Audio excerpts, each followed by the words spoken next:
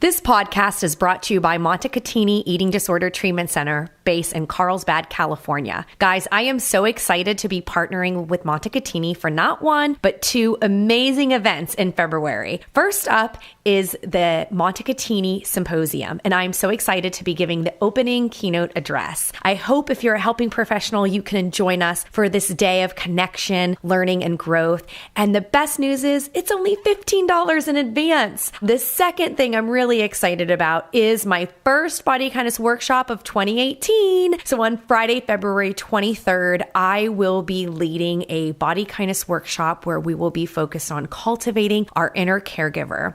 And the theme is called Live with Ease. So if you are near or can get to Carlsbad, California on Friday, February 23rd, I hope to see you there. For more information about both of these events, please visit bodykindnessbook.com/events. That's bodykindnessbook.com/events.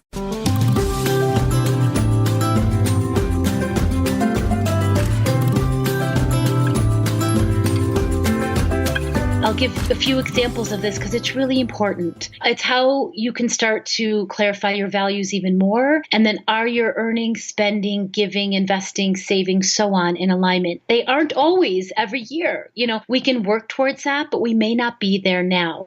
That was Bari Tessler. She is the author of The Art of Money, a life-changing guide to financial happiness. So Bari is very interesting because she's also a somatic therapist. And if you don't know what that is, you're going to learn all about it on the show. And you're also going to get some good tips to help you think about your financial health and well-being in this conversation. I have gotten so many emails from listeners asking about these interesting intersections between leaving diet culture and paralleling with their financial spending experiences. And we get into a little bit of the psychology just behind our money health. And what I would say for this is that this is not that sort of, you can make millions, rah, rah, rah. This is really about being able to be exactly where you are and just taking a look with self-compassion and acceptance about where you're at with money, how you can make rational decisions, and a structure that might help you feel better about the way finances and money fit into your life. So Bari is a financial therapist, mentor, coach, and mompreneur. She has this very gentle voice, and you'll hear that right away when you hear us have this interesting conversation. She really weaves together the personal experiences, couple experiences,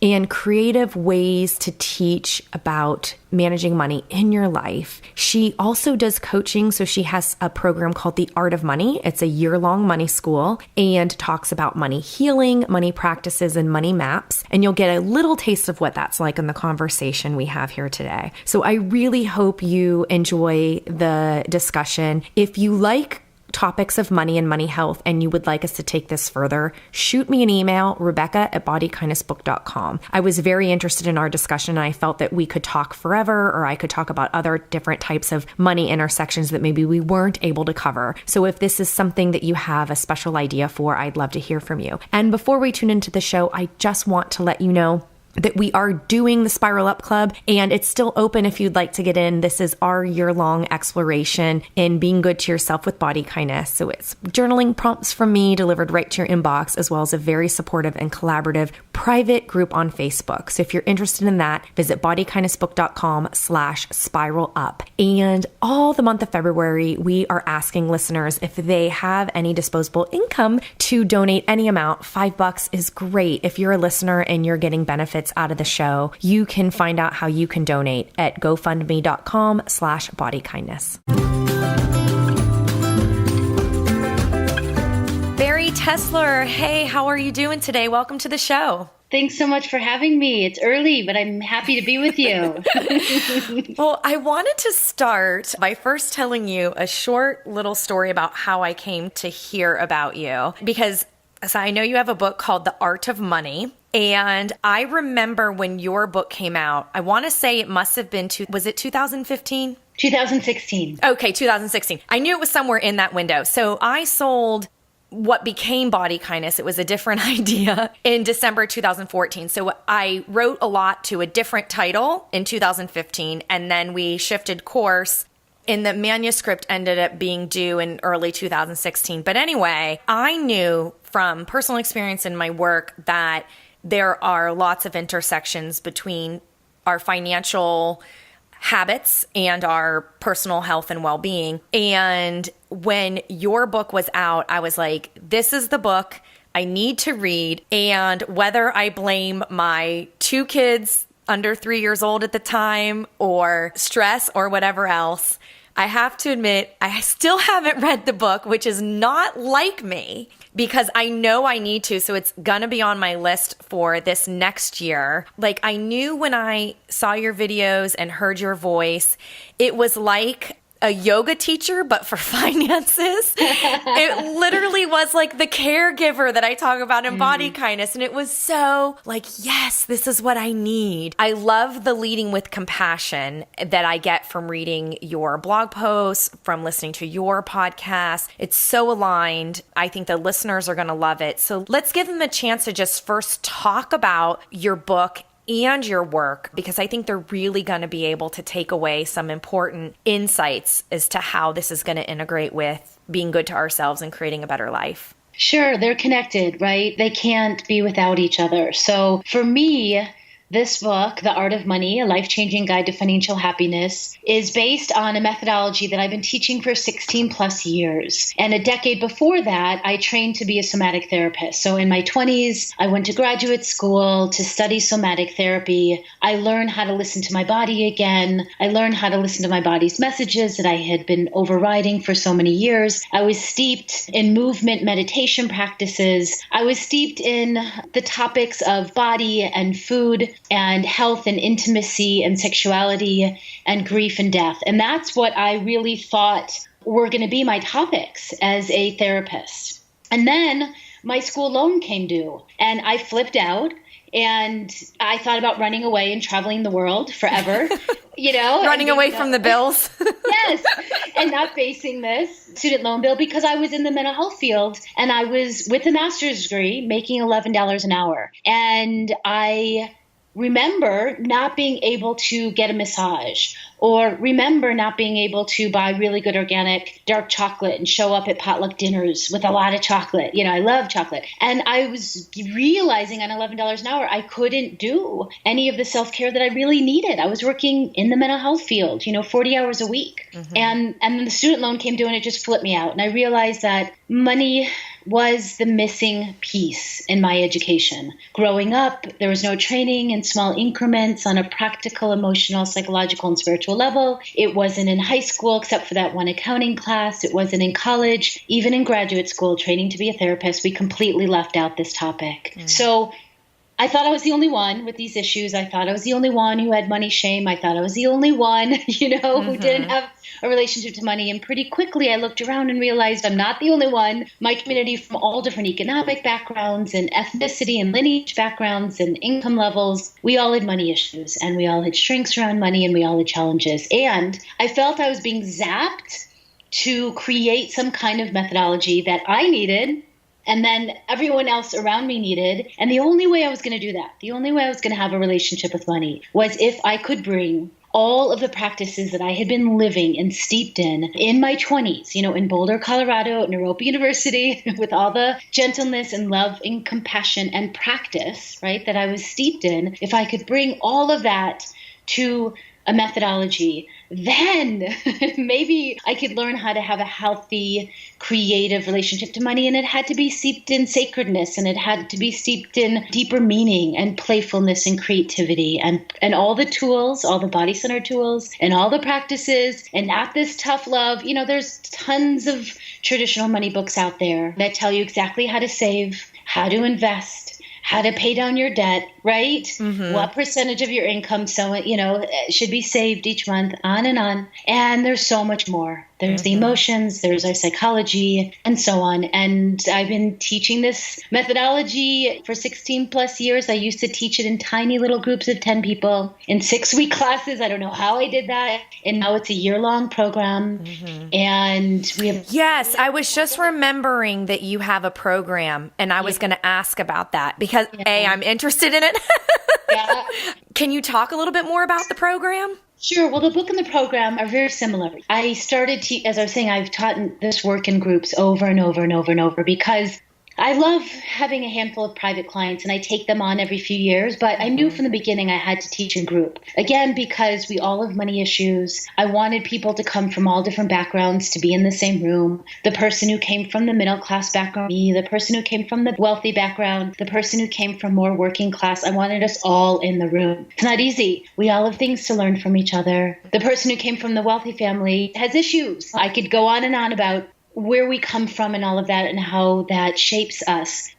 I think it's teaching in group. And as I was saying, I used to teach in 6-week classes and then 9-week classes and 12-week classes. And I would really, a group of 10 would end and I would do another. I moved up to 20 people. And now my year-long program is global and we have almost 500 students. We did in 2017. Each year we grow a little bit. I'm the main guide. I have 5 teaching assistants. We call them transformation assistants. One's a somatic therapist. 2 are financial planners. One's a bookkeeper. We have the year-long program is people from 25 to 75 years old from, again, all over the world. And it takes you through the methodology that's in the book. So it's 4 months of money healing, 4 months of money practices, 4 months of money maps. And I've been interviewing people for years. I have an entire library of guest teacher interviews on all different topics related to money, money and food, money in our bodies, money in somatic tools, money in the Enneagram, money in couples, money in financial planning in our future,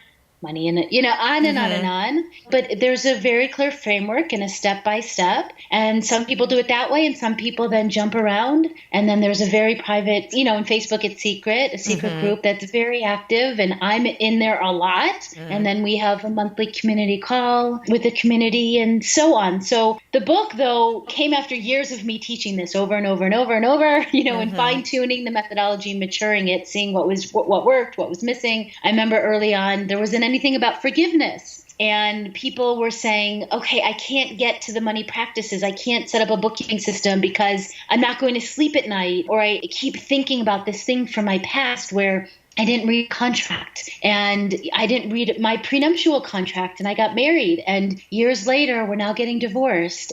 I'm not the same person anymore, but if I had read that contract back then with who I am now, I would have asked for it to be changed. I know my value now. I know my worth. I would have stood up for myself in a different way. I couldn't back then. Now I could, but I don't have forgiveness for myself yet, let alone, the other person. So there's just things that over the years that I've realized, oh, this was missing. I need to add this in. So the book is something that came from years of doing group work over and over. And I've had a co-writer for 7 years. And the book is filled with my own personal stories because I need to be walking my talk. Me and my husband have been doing money work for 16 years. And now we are doing our best as parents to a now 9-year-old. I use all of the art of money work in growing my business and being a creative entrepreneur. And so the book is filled with my own stories and then stories of people in my community and then the whole methodology. So I love reading memoir. So I wanted it to feel like, yes, there's tools and practices in here, but it reads with stories like memoir. It's memoir-ish as well. I love that. I included some personal stories and body kindness too. And I don't really know how much I got into difficulties financially, but when you talked about everyone having different backgrounds, and I remember we had some nights where it was like whatever we could find in the cupboards was what we were going to eat. I know for a fact I've had nights where my parents didn't eat so we could eat. Government food assistance. And so I think that you use the word money shame early when you started talking about kind of. So there's a few things. One, to even go back to you sharing a little bit about your own money story growing up, right? I have 3 phases. And the first one is understanding your money story, your emotions, your psychology, how to work with your emotions. I'll talk about that a little bit. Then the second phase is all about learning the language of money, setting up a bookkeeping system so that you can start tracking what's coming in, what's going out, learning your patterns, learning cash flow patterns, starting to rename your categories based on values, right? We can talk more about that, creating a whole financial support team. The third phase is what phase of life are you in at this time? And who are you now? And what are your values? What are your priorities? What are your goals? And what are the numbers? And creating a plan from where you are right now. So there's months and months and months of material and years of material in each of these phases, right? Mm-hmm. But at the beginning, I do start with money story. I'm a trained therapist. I do want you to go back a bit to the past, not to get stuck there, but I want you to understand how your past has shaped you, right? Mm-hmm. And what this story is that you've been telling so that you can change it, rewrite it, edit it, update it, and so on. And I am doing a money memoir series. It's an interview series that will go on my podcast. And it's a way that I open up registration for my year-long Art of Money 2018 program. And I was just interviewing someone yesterday, and her partner came from what she called at first working class families that then became poor. So everyone has different wording for how we describe the class that we come from, etc. And she said that both her and her girlfriend didn't have food at times or had to go to the cupboards. Or I once was interviewing someone and she said her family had to go to the store and pick one item that could last a week. And they picked pancake mix. And that's what they did as a family. They made pancake breakfast, lunch, and dinner to get through that week until the paycheck came again. So how does that translate in you? It's so different for all of us. So this woman who I interviewed yesterday, she said that for her, food is so important. It is priority. She will never go without now. Mm-hmm. So one, she has a garden. And two, good food, healthy food is just a priority for her. She will not reduce expenses there. She will not skimp, nothing. But her girlfriend, her partner, will go to sardines and rice in moments of fear, in moments of lack, a cash flow dip, and she'll do that for as long as she needs to. So they're so different about where they're willing to spend money and moments where they're not, how they respond to food, right? To food. So part of it is just understanding what is your money story. Mm-hmm. And how is that playing out now? Are you someone who's declared, I will never be without, and I'm going to grow a garden and make food a priority and cook, and love to cook? Or am I someone who can go to sardines and rice for weeks on end and be okay with that? And I said, so where does your girlfriend, where does she splurge or spend money? And she said, with music. So Madonna came into town and she splurged on a Madonna concert. So we're all different on what our money stories are, how we responded, how we reacted to them, how we're playing them out now. But that it doesn't end there. It's what is your story?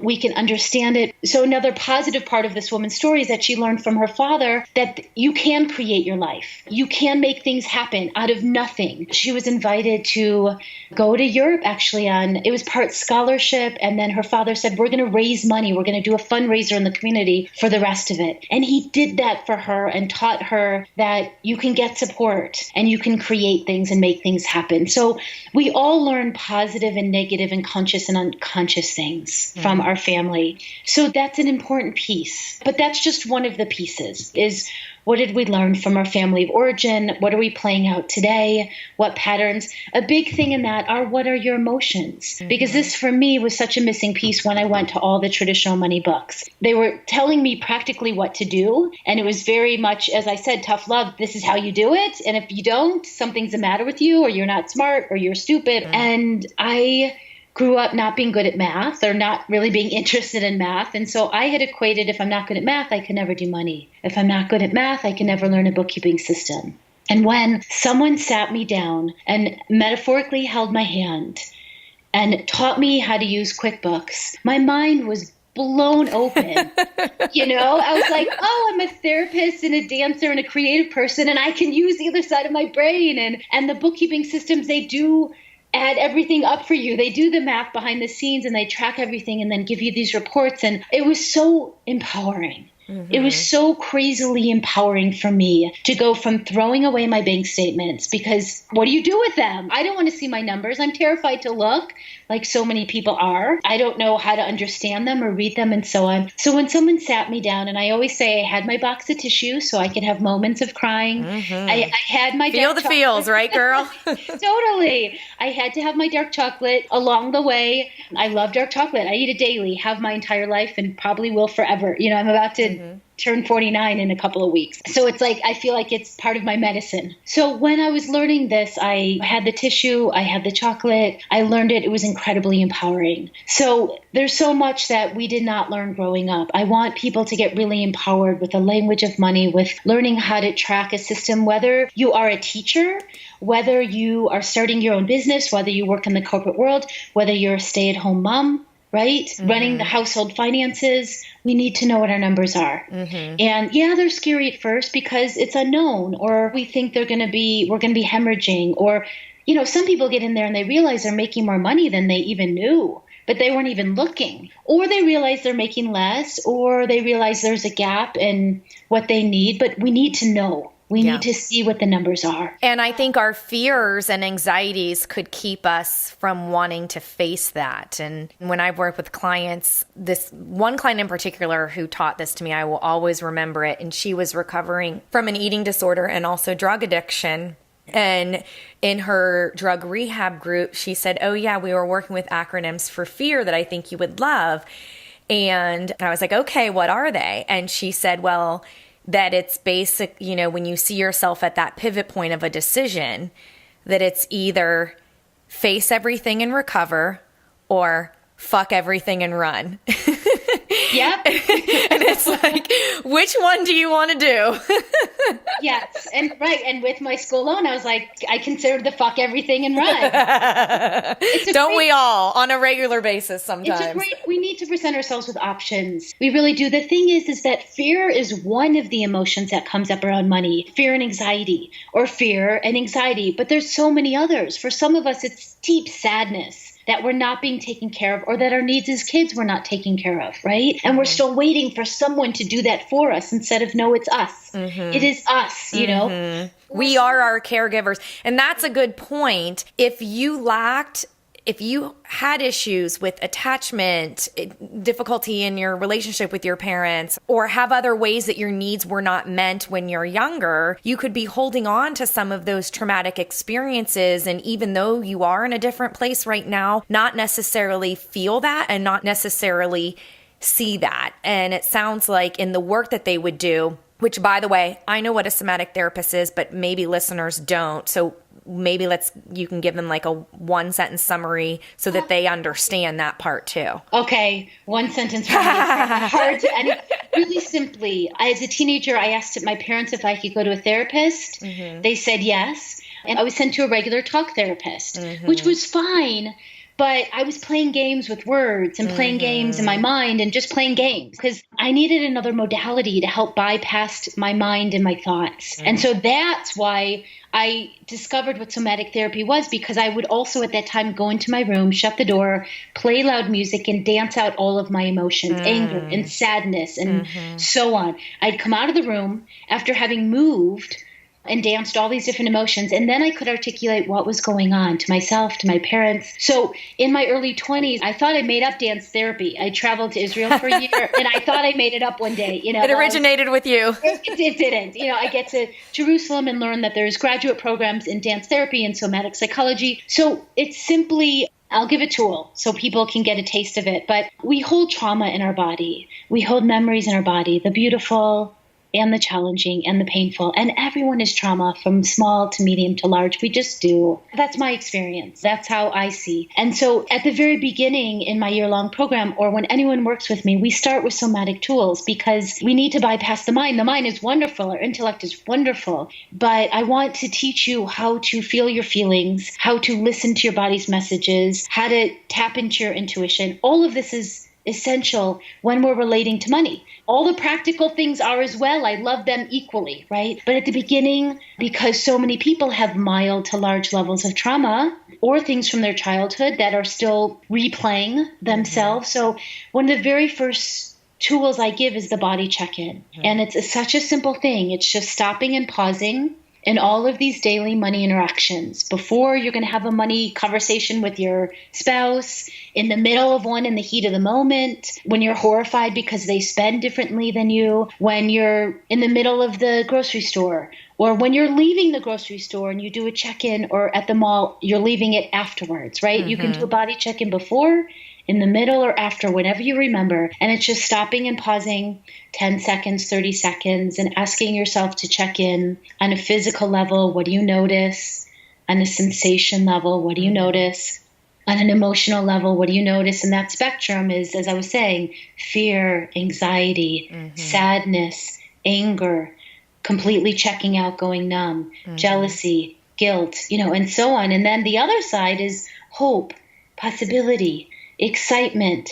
Could I really create work that I love? Not everyone does or can, but is that important to you? Can I really create a livelihood based on my values? It's not important for everyone, but for some it is, and so on. And then also checking in on your breathing and breath level, how deep, how shallow, where in your body. So that's a body check-in. I do always like to end them with, what is one little shift that I can make? Can I loosen my jaw because I notice it's really tight? Can I lower my shoulders and do a little shoulder shimmy? Can I take a little deeper breath? And it's not like you do a body check-in once and then you're done. You know your money story, you become aware of all your money patterns, and you understand them and change them. This is a practice. It's one of those self-care practices. There's a lot of practical self-care practices that we do, like money dates and setting up a bookkeeping system. But the emotional self-care practices around money is doing a body check-in, inviting them in as often as you can remember. Start doing it as a practice daily. And it's a way to start gathering information on your patterns, on your money story, and start to notice what's really going on so you can learn from it and again decide, well, first, it just, awareness leads to understanding, which eventually leads to deeper change. And you know that from your work as well. So it's the same thing with our relationship to money. And body check-in is a somatic tool, but a somatic therapist would help you get in your body, which is not easy. It's scary, but it would give you tools on how to find safety in your body, help you calm down, help you understand what's all the big emotions that comes up. I tell the story of being in a car dealership with my husband, and we were going to buy a car. And I started freaking out. I started hyperventilating. My emotions aren't going to go away, but now I know how to relate to them, work with them, talk with them. I knew I was starting to hyperventilate. I knew I needed to take myself to the bathroom to do a body check-in because bathrooms are a great place to do one. I calmed myself down. I realized what I was afraid of, what I was scared of, what I needed. I came back into the room and I said, okay, husband, we need to have a 20 to 30 minute money date and ask all of the questions that we need to ask to make the best money decision that we can. Everything from, do we have the cash flow? Is this buying this electric car? Is it in alignment? It was a Leaf, not the really expensive ones. What are those called? I don't know. Do we have the cash flow? Does this fit in with our needs and our wants? Is buying an electric car going to fit in with your values, and so on. The body check-in was essential to calm me down and to help me see what I needed, which was a money date. And now money dates, again, is something we've been practicing for many, many years. Money dates usually start out with couples swearing, fighting, one person running out of the room, one person bursting into tears, because none of us were taught how to have a money date, and we come into a marriage or partnership. Two people never have the same spending, earning, saving, giving, loaning, investing. Oh, yeah. So we have to learn how to have a money date. And they are the swearing, fighting version. And then eventually they become the compassionate, loving version after much practice, after practice. Yeah. So that's a little bit about a somatic therapist. They help you get to your body, use it as a tool. Your mind and intellect are wonderful. It helps you learn how to listen to your body's messages. And if you're carrying around any level of trauma, shame, which most of us are, it gives you tools on how to work with it. And I just cannot stress enough for the listeners here about, as I hear you speak, the nods in my heads and the smiles, because I can feel the connections to well-being and to honestly everything I do in helping people go of dieting and practice body kindness and frame their mindset around creating a better life. So a lot of my focus in the show will talk about acceptance, and a lot of the support I give for people toward change is grounded in acceptance and commitment therapy. We talk a lot about self-compassion. I've talked with the audiences about emotional regulation, interoceptive awareness, mindfulness, and intuitive eating. And so how do I enjoy the food that's on my plate to how do I accept my body as it is right now? So we have a few minutes left, and I got a lot of questions from listeners. And one of the things I thought I'd do just in the interest of time is there are a few who are asking similar things. And what I found interesting after our conversation so far is they are self-aware about this connection potentially to their thoughts and feelings around money and how they treat themselves around food as well. So I thought I would just read a few of their blurbs, and just if anything stands out to you that you feel like you want to respond to or add some sort of tidbit, I thought we'd kind of do it like that, if that's okay with you. Great. Okay. Yes. So one person said, my financial state can trigger mental health or eating disorder behaviors, feeling like I can't afford to do self-care activities like massage or exercise classes, personal training, doctor's visits, labs. Wow, just reading it, I'm kind of feeling like I'm feeling the overwhelm in her words. But anyway, the listener says, purchasing clothes that fit if my weight is changing, hanging on to my skinnier clothes because of what they cost at the time, as opposed to being able to let that go. Similarly, someone said, I was raised in a household that was more restrictive around money than food. My mom had family friends who were financial advisors, and I'm grateful I was raised to be a saver and cautious, but I can take it too far, like guilt over spending on things I don't, quote, need. And then someone else says, I tend to feel like some things I do need are not actually needs, like clothes are a need. But I have clothes that I could wear that work just fine. But I don't feel comfy in any of them, and they're all old, but I won't let myself get anything new.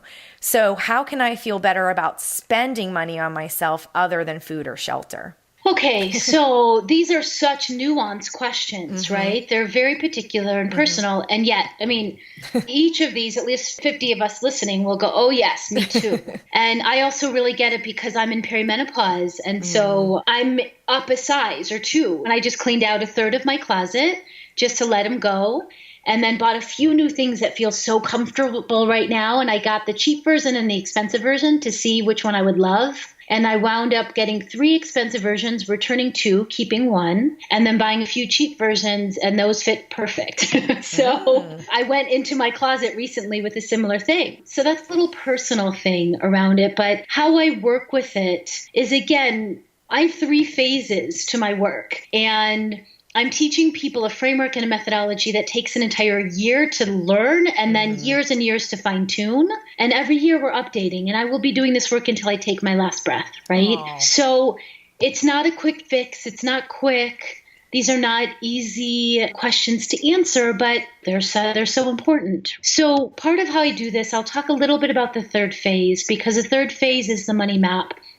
And in that phase, I map things out in 3 tiers. And it's more at the beginning just an exercise to see where you're at. The first tier is considered basic needs. And I want you to define that as a concept and then put your expenses in it and add it up and see what that amount is. And then the second tier is comfortable lifestyle. And how do you define that as a concept, and what expenses or spending do you add to it that you didn't have in basic needs? Do you have massage in basic needs, or do you have massage in comfortable? Everyone's so different. And then the 3rd tier is ultimate lifestyle. And how do you define that? These are my names. Some people do needs, wants, and desires. Some people name them different things, like ultimate is luxury, all different. These are my names. I love when people rename things because I think it's so important. And you'll see this is a whole chapter in the book. It's in the 2nd phase. I'll give a few examples of this because it's really important. It's how you can start to clarify your values even more. And then are your earning, spending, giving, investing, saving, so on in alignment? They aren't always every year. We can work towards that, but we may not be there now. I have people rename their categories. So it's not rent or mortgage, which is a fine name and category. I have them see if they can go a little deeper. And some people will say, oh, well, that means home to me,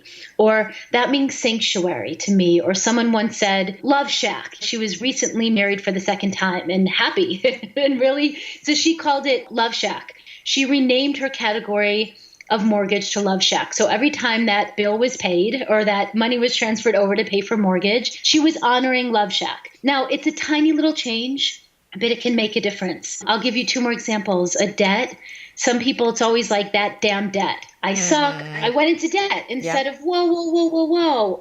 What phase of life was this in? What was going on? Were you having a health crisis? Did you have family money at the time?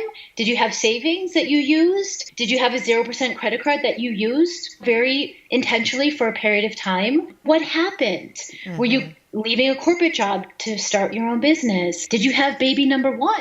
Or number two, or were you taking yourself through a health issue or crisis, and just what was really going on? And so renaming that category from that damn debt or just my Bank of America or what, to renaming it to something like my health journey or my big Italian experience that changed my life in the course of my life. To one man renamed their debt to honor that his wife survived cancer. And he said this little renaming thing that you do, Bari, actually works. Well, it's reframing it. It's reframing the context that how you want to see it. Yes. And it sounds like shame reduction. Yes, all of it, all the above. So that's really important in the second phase of the work. And then this money mapping. So I have people do these 3 money maps. And sometimes we can only do the first 2 because we can't even think about the ultimate. Some of these folks may not even want to think about ultimate yet. It may be too big of a stretch. Where other people are like, let me vision. I want to think about everything I can potentially have. And other people are like, no, that's not where I'm at. So you need to look at the basic needs, however you define that. I want you to start to own it. And what's the difference between basic needs and comfortable? And where are you at? Because here's the thing, in a long life, you know this. We all know this. There's ebbs and flows. There's beauty and challenges. And every year is different. Some years we're earning more and giving more and saving more. Some years we're not earning more and saving more and giving more. Some years we're just living within our means. Some years we're treading water. We're just trying to stay above it, right? I was in a growth year for 7 years in my business, every year earning more and donating more. Then I had my son 4 months before my 40th birthday. And while conception was beautiful, pregnancy was beautiful, we had a major complication. And I was in a bit of a health crisis. I was in a recovery for almost 2 years. And thank God my son came out healthy, but we had a huge complication during our labor, which led me to realize I had to make a huge choice. I was earning a nice amount of money. I had a business partner and a whole team. I decided to let them all go. Everyone was looking at me like, are you crazy? And I asked different questions. I said, 1, what's my priority at this time, this year, this phase? It was recovering. And I was also a blissed out mama. And I let go of my business partner, my entire team. I went back to a 1-woman show and I simplified. And I said, what can I do in 10 hours a week that I love the most? And that's the most lucrative. Now, did my revenue go down? Yes. Was I in kind of a metaphorical money cleanse kind of year? No, let me say cleanse because I know that's a loaded word. No, I get what you mean. But yes, like let's add to it. Elimination period, or like there was a reduction in where I could spend and where I couldn't. And yeah, I did things for my son during that time. He got the osteopath work. He got the body work. I just rested and was in recovery. And then after 2 years, I got more energy and we all started sleeping. And then I started adding in more self-care for me. I didn't completely let it go for 2 years, but I reduced it. And I had to say to myself over and over, this is not forever. This is just for now. We're in a big transition time. And I know that this will change. But I also had to really honor rest and recovery and make that priority. And it was 2 years. It wasn't a few months. It was 2 years. And reduction and simplifying of expenses. There wasn't buying of clothes during that time, right? But then after 2 years and then 3 years, when I had more energy, then I could grow again. And then I was buying different clothes, or I could do more self-care. So we have to realize in a long life that there's ebbs and flows, there's ups and downs in life and in money. And sometimes we may just need to name it. Transition. We're in a transition time with our health, our body. I am right now with my body, a size or 2 up. No, I'm just going to sit in this a while longer. And that's why I chose to donate 1/3 of my closet and get a few new pieces and feel really good. But knowing, this doesn't feel great. I'm in between, but also trying to really honor the phase I'm in. While I know it's going to change. And it may not change for another year or 2, right? So that's a little bit about giving people a little more tools. I would want them to, as they're all doing, honor where they're at, sit in the gratitude of now, of the acceptance of this is my body now, this is my beautiful body now. What are there a few little changes that I can make? Are there a few new things that I could get that would fit so well for my body now and feel good? And for me, just a few things have really done the trick. And what I meant by cheap, so I went to Aerie to buy the cheap version because they were even having a sale on this little velvet jumpsuit that I could wear daily, throw sweaters and different on it. And the expensive version was Anthropologie that I've got 3 of those and 1 worked and 2 were not so great. I didn't want to spend the money. So That's a little bit of the terrain. But I do want to say that learning how to make good money decisions takes some time and takes the money healing work, and then really knowing your numbers and your values before you have a fuller picture, and then making those 3 tiers or at least 2 tiers, and then spending a few months or a year really starting to play around with where am I at, knowing it's not forever, it's just a transition. And this is where I'm at now. That's just so powerful. I love acceptance, right? Of being exactly where you need to be and making some choices about things you can control that you think will create improvements. Like, it's okay to be dissatisfied with something and then think about positive actions that you think could have a positive impact. Going from my perspective, where I draw the line in body kindness is the need to let go of the idea that you have control over your weight and your body. And I think with you talking about acceptance of a normal stage in life of accepting body change and just letting yourself be there right now without making an extreme decision about getting rid of everything, without making an extreme decision about buying everything new, that there is, I've heard it referred to as like a gray area, but there is always ways of thinking about what's the next best choice that I think would help, and that comes from a place of compassion and caring. And I think that that does help enhance a positive well-being, which just then translates into how you're feeling about your sense of self-worth and your ability to be creative or give what you need in your relationships in life, like how we started, that there are those connections and integrations, but like ultimately at the root of all of it is staying fully and deeply committed to taking care of yourself and knowing what that looks like to you, and knowing that it is much more about what you're noticing about how you feel, that overall your life has a value and a meaning. What is the best one-stop shop place where people can stay in touch with you, follow you, get the book, get the series that's coming out, and hopefully get into your course that's opening up? Yeah, so come to my website, baritessler.com, and that's BARITESLER. You can find everything there, a whole thing, links to my book. You can join my little 7-day free Art of Money course so you can get a taste. That's joining my community. You can learn all about the Art of Money course and have access to all my social media. So go to my site, baritessler.com. Okay, I'm going to do that right now. And listeners, join me. Thank you so much, Bari. Thank you.